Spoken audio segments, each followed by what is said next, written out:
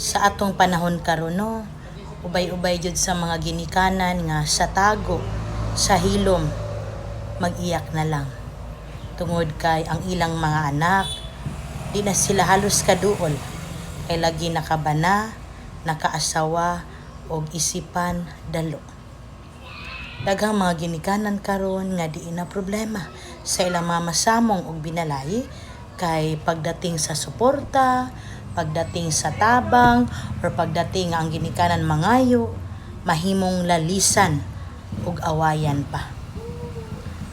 Ang masulti lang yun na ako ni Maigsuon kung ugali ikaw karon binalay man or masamong ka man, kung ang imong kapikas sa kinabuhi naaman ay trabaho, ayaw intawon pag-inisipan or pagdinalo pagdating sa ginikanan sa imong mahal sa kinabuhi. Tungod kay usa ka nakabuhat nga dili ka lipay sa Dios.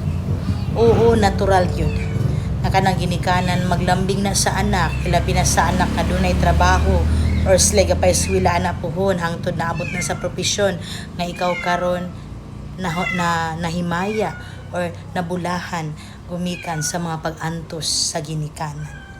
Mao nang likay nga magdinalog mag-inisipan kita, ilabi na bisan dunara magpakawala lang yun tungod kay wala anang kasing-kasing nga nag-value sa kaimportante sa ginikanan.